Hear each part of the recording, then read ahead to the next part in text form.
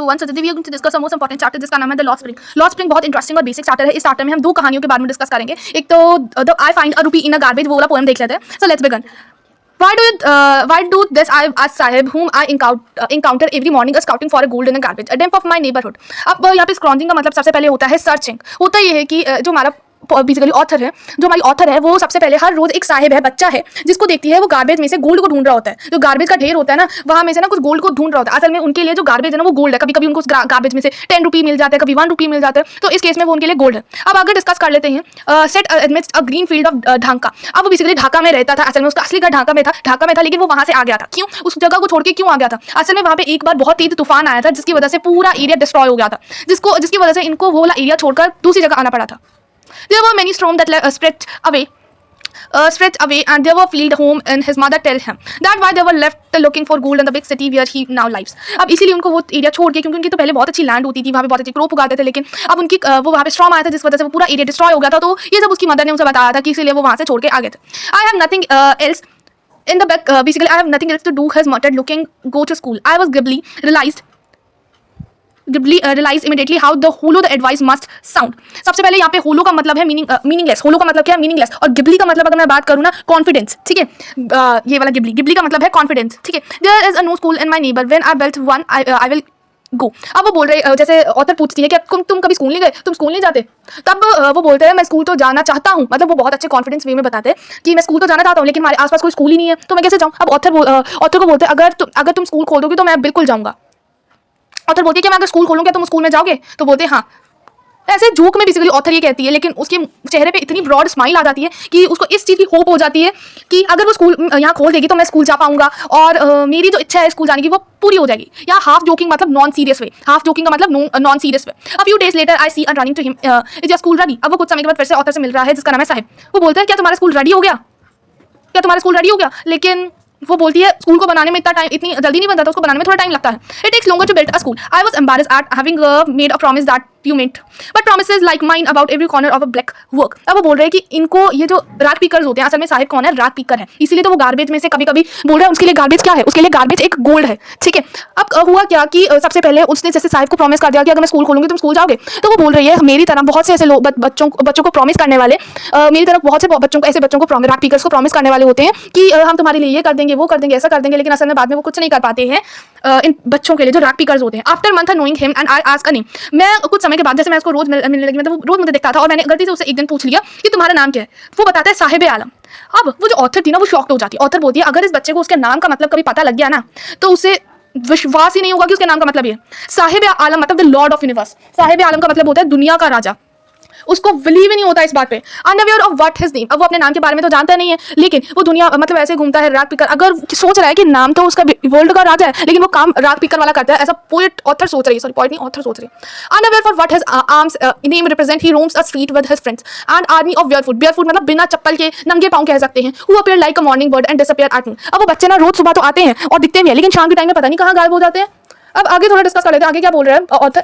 बोल रही है author the morning birds and जिस प्रकार बर्ड्स जो होती है वो मॉर्निंग में तो हमें दिखती हैं, बहुत साउंड होती है बर्ड्स की, लेकिन शाम के टाइम में वो गायब हो जाती हैं। उसी तरीके से why are you not wearing a chappals, I asked one. वहाँ पे ना कुछ बच्चे आए होते हैं और वो पूछ लेते हैं, एक ने चप्पल नहीं डाली होगी, उसने बोला कि तुम चप्पल क्यों नहीं डालते? अब वो बहुत अच्छे तरीके से जवाब देते हैं कि जो मेरे पास चप्पल तो है, लेकिन मेरी मदर ने उसे अपर वाले शेल्फ में रखी है, जहाँ से वो मैं ले नहीं पाता, और मेरी मदर उसे देंगी नहीं। My mother not bring them down from the shelf, he answered simply. Even if she did, उनमें से कोई बच्चा बोलता है उसकी मम्मी उसे दे भी देना तो वो इसे पहनेगा नहीं, क्योंकि एक चप्पल कोई और है और दूसरी चप्पल कोई और है। ठीक है। और वो नॉट मैच मतलब मैच नहीं करती वो चप्पल। When I comment on the stuffed, जब मैं इस पे स्टफ्ट करती हूँ ना his feet and say nothing, I want shoes। वो सोचते कि मेरा एक सपना जरूर है कि मैं दोनों पेयर ऑफ शूज पहनूं। ठीक है। Says a third boy who had never honored a pair of all his life। उसने अपनी पूरी जिंदगी में पेयर ऑफ शूज कभी नहीं लिए थे। ठीक है। अब माना मतलब किस तरीके से वो उसका आंसर दे रहे हैं कि उसके पास पेयर ऑफ शूज नहीं है और ये सब, और मतलब अगर वो जैसे जो ऑथर थी ना वो अलग अलग सेक्टर में पहले भी गई हुई थी, और लोगों का मानना ये था कि वो चप्पल इसलिए नहीं डालते हैं क्योंकि वो उनके कल्चर से बिलोंग नहीं करता है। उनका जो है वो कल्चर है कि वो नंगे पैर रहेंगे पूरी लाइफ। उनका ये आंसर होता है, लेकिन असल में ये कभी भी दूसरे बंदे को जताते नहीं है कि उनके पास पैसे नहीं है।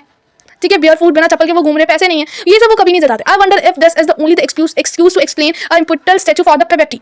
आई remember a story a man of Udupi. Basically वो एक दिन उडुपी में भी गई थी, वो एक जगह बहुत फेमस है। As a young boy he would go to school. वहाँ पे ना एक बच्चा था जो स्कूल जाता था, और ना वो ओल्ड टेम्पल के बाद रोज प्रेयर करता था कि मुझे पेयर ऑफ शूज चाहिए। वो स्कूल जाता था, लेकिन वो भगवान से हमेशा प्रेयर करता था, प्लीज भगवान मुझे पेयर ऑफ शूज दे दीजिए। ठीक है। और वो बच्चा किसका था? वो प्रीस्ट का बच्चा था। प्रीस्ट कौन होते हैं? पंडित, ठीक है, प्रीस्ट का बच्चा था। अब जो था temple pray for a pair of shoes 30 years later. अब वो कुछ समय के बाद 30 साल बाद वो फिर से वहां पे जाती है, ठीक है। अब वो देखती है तो वहां पे प्रीस्ट का बच्चा था ना, बैक यार्ड में जाता था, मतलब टेम्पल के बैक यार्ड में वो रहते थे। अब वो देखते हैं कि उसके घर में red and white plastic chairs भी थी, और उसके बच्चा जो था उसने अच्छे तरीके से यूनिफॉर्म, ग्रे यूनिफॉर्म डाली थी, सॉक्सेस डाली थे, शूज डाले थे, और उसका घर भी बहुत मेंटली प्रिपेयर्ड था, मतलब बहुत अच्छे से पेट वगैरह उसमें हो चुका था। तो उसको इस बात की उम्मीद जाग उठी कि जो एक प्रीस्ट के बच्चे हैं ना, अब वो भी शूज डाल सकते हैं। क्या? प्रीस्ट के बच्चे भी अब चप्पल या शूज डाल सकते हैं। Let me never lose them. और वो ये सोची कि भगवान ने शायद उसकी इच्छा पूरी कर दी है। अब शायद भगवान ने भी उन बच्चों की इच्छा पूरी कर दी है, प्रीस्ट के बच्चों की भी इच्छा पूरी कर दी है कि वो अब चप्पल डाल के स्कूल या शूज जा सकते हैं। Let me never lose them and the गोडेस। हमें कभी भी होप नहीं छोड़नी चाहिए, क्योंकि भगवान हमेशा हमारे साथ होते हैं। और वो छोटा बच्चा जो रोज प्रेयर करता था, जो पुराने प्रीस्ट का था, कि उसे पेयर ऑफ शूज चाहिए, शायद उसकी इच्छा पूरी हो चुकी है, ठीक है। अब rag picker and our neighbour remain shoeless. उसके रैग पिकर से घर के पास जो रहते थे वो बिना शूज के घूमते थे। Their food leads to be and Seemapuri अब and a place on a prairie of Delhi yet miles and from it. अब मैंने बताया ना, जो साहिब है ना, बेसिकली वो सीमापुरी का रहने वाला था। पहले वो ढाका से यहाँ पे शिफ्ट हुआ था। क्यों शिफ्ट हुआ था? क्योंकि वहाँ पे क्या प्रॉब्लम आ गई थी? स्टॉर्म की प्रॉब्लम, बहुत तेज तूफान था, उसकी प्रॉब्लम आ गई थी, जिसकी वजह से वो वहां से शिफ्ट हो गए, यहाँ पे सिटीज में आ गए हैं। अब वो सीमापुरी में रहते हैं। वो सीमापुरी में एक ऐसी जगह पे रहते हैं जो लीगलाइज नहीं है। असल में वो गवर्नमेंट के एरिया है, उनकी कोई प्राइवेट लैंड नहीं है, ठीक है, वो गवर्नमेंट के एरिया, और वो इलीगली वहां पे रह रहे हैं।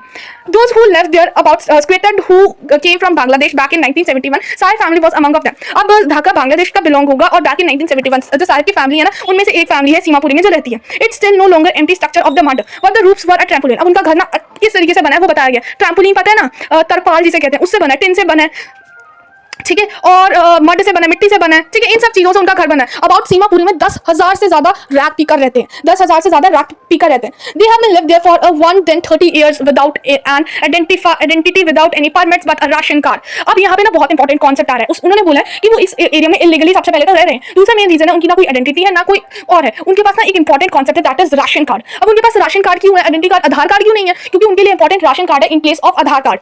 क्यों? क्योंकि अगर मैं बात करूं उन लोगों के लिए जो उनका खाने का जरिया है वो राशन कार्ड से पूरा होता है। असल में जो पॉलिटिशियंस होते हैं वो इनका मजाक उड़ाते हैं। पॉलिटिशियंस क्या करते हैं, इनका इंपॉर्टेंट जो वोट राइट होता है ना, वो इनसे छीन लेते हैं। किस तरीके से छीन लेते हैं? उनको राशन कार्ड बना के दे देते हैं, और उनसे बेसिकली उनसे उनका वोट खरीद लेते हैं, क्योंकि उनके लिए उनका 2 पल का खाना इंपॉर्टेंट है। In case of Aadhaar card उनको कोई आइडेंटिफिकेशन कार्ड नहीं चाहिए जिससे उनकी जिंदगी बच सके, वो है राशन कार्ड। इसीलिए यहाँ पे राशन कार्ड को इंपॉर्टेंट माना गया है as compare to Aadhaar card. तो food is the most important for the survival for them for identity card से उनके लिए फूड जो है उनके सर्वाइवल का मेन रीजन है। That was the end of the day and the stomach would be rather live there was and feel a grave of no grave. अगर उनके पास खाना नहीं होगा वो सर्वाइव कैसे कर पाएंगे? The women were tented at a field and the river. Whenever they find a food, they fetch their becoming a partner in survivals. And a survival in Simapuri proportion of a fine art, a garbage that them is gold. It therefore and daily bread and the roof for her head and a leaking roof, but for a child is even more. अगर मैं बात करूँ जो वहाँ के लोग हैं, rag picker हैं, उनके लिए जो गार्बेज है उनके लिए खजाना है, क्योंकि कभी कभी उन्हें गार्बेज से 10-20 रुपीज में मिल जाता है, और वही गार्बेज उनके सर्वाइवल का भी मेन रीजन है। यहाँ पे क्वेश्चन बोला है, garbage to them is a gold. Explain, फिर आपको एक्सप्लेन करना है टोटल कि उनके लिए राशन कार्ड इंपॉर्टेंट है in case of Aadhaar card. तो ये सारा कॉन्सेप्ट लिख के आएंगे। अब आगे देख लेते हैं। आई समटाइम फाइंड रुपीज, कभी कभी उन्हें गार्बेज में रुपये मिल जाता है, इवन कभी 10 रुपये का नोट भी मिल जाता है। साहिब से his eyes are lighting up, उसकी आंखें ना चमक उठती है जब ये इस बात सुनता है कि क्या उसे 10 रुपये मिल गया। उनके लिए 10 रुपीज बहुत बड़ी बात है। अ silver coin in the hemp of garbage, कभी उन्हें सिल्वर कॉइन भी मिल जाता है हेम्प ऑफ गार्बेज के अंदर। यू डोंट स्टॉप अस स्क्राउचिंग, मतलब स्क्राउचिंग मतलब ढूंढते रहते हैं वो, और जब उन्हें ये 10 रुपये या 1 रुपया मिल जाता है ना, तो उनके अंदर चाहत और बढ़ जाती है, क्या कभी उन्हें 100 रुपीज में मिल जाए। For the children it is wrapped in a wonder, for the elder it means the survival. बच्चों के लिए एक खजाना है, और जो पेरेंट्स है उनके लिए सर्वाइवल है, ठीक है। ये इंपॉर्टेंट लाइन है, बच्चों के लिए, चिल्ड्रंस के लिए ये खजाना है, और जो पेरेंट्स है, बड़े लोग हैं, उनके लिए सर्वाइवल बन चुका है।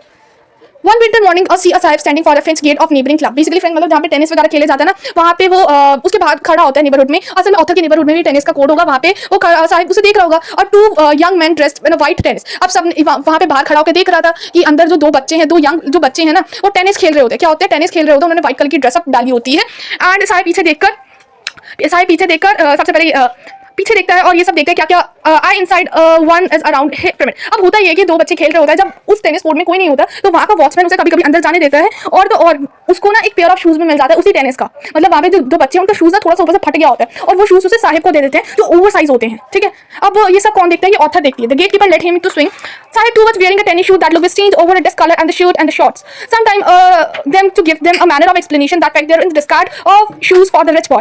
और जो बड़े बच्चे होते हैं, जो बच्चे होते हैं ना, उनके लिए वो छोटा सा टुकड़ा भी बहुत मायने रखता है। लेकिन जो रैग पिकर्स हैं उनको कोई इग्नोर मारो कि थोड़ा सा फटा है, कुछ नहीं होता, ऐसे डाल लेते हैं उन शूज को।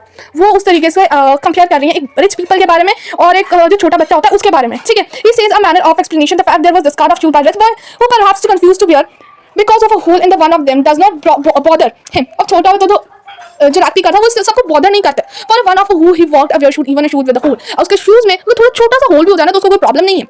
The morning Sahib and has way and the milk booth. अब वो देखती है अगले दिन साहिब जो होता है ना उसे मिल्क बूथ पे दिखता है। मिल्क बूथ मतलब जो चाय की टपरी जो होती है या फिर दूध की टपरी वहाँ पे मिलता है। और स्टीम का स्टीम कैनिस्टर वो एक ऐसा हो जाता है, आपने देखा होगा तो दूध वाले अंकल होते हैं ना कई बार कैनिस्टर, जो उनके पास एक बड़ा सा पतीला सा होता है उसके अंदर डाल के रखता है, बस वही वाला उसे कैनिस्टर। वो अकेला जो था साहिब उसे उठाकर लेके जा रहा था। अब वो बोल रहा है कि उसके हर मतलब जब तक वो काम करेगा उसे 800 रुपीज मिलेंगे और साथ में उसे कुछ खाने को भी मिल जाएगा। तो वो ऑथर थी, वो पूछती है क्या तुम इस जॉब से सेटिस्फाइड हो? वो जो साहिब था बोलता हाँ मैं इस जॉब से सेटिस्फाई हूँ, ठीक है, क्योंकि अब उसको काम करना पड़ रहा है, एटलीस्ट उसे 800 रुपीज तो मिल रहे हैं। और जो प्लास्टिक बैग था मतलब जो उसने कैरी किया होता स्टील कंस्ट्रक्टर, असल में वो ज्यादा भारी था, उससे साहिब से ज्यादा भारी था, लेकिन तो भी वो उठाकर लेके जा रहा था। Sahib is no longer his own master. अब ऑथर ये भी कहते हैं साहिब अब अपना खुद का मालिक नहीं है, अब साहिब उस बूथ में मतलब जो दूध वाली जो टपरी होती है वहां का जो मालिक है उसके अंदर होगा, जो वो बोलेगा वो उसे करना पड़ेगा क्योंकि वो उसे पैसा दे रहा है, उसे खाना दे रहा है। तो ये मेन रीजन है, ठीक है, ये बेसिक मेन रीजन था। आई होप आपको यहाँ तक समझ आ गया होगा। तो ये था आपका फर्स्ट पार्ट इस पूरे चैप्टर का, जिसमें हमने एक रूपी एज अ गार्बेज के बारे में डिस्कस किया, ठीक है। ये साहिब की कहानी थी, वो ढाका में रहता था लेकिन बाद में वो सीमापुरी में रहना पड़ा उसको, ठीक है। तो दिस वाज ऑल अबाउट। और कितने रैप टीकर से सीमापुरी में 10,000 से ज्यादा। Thank you.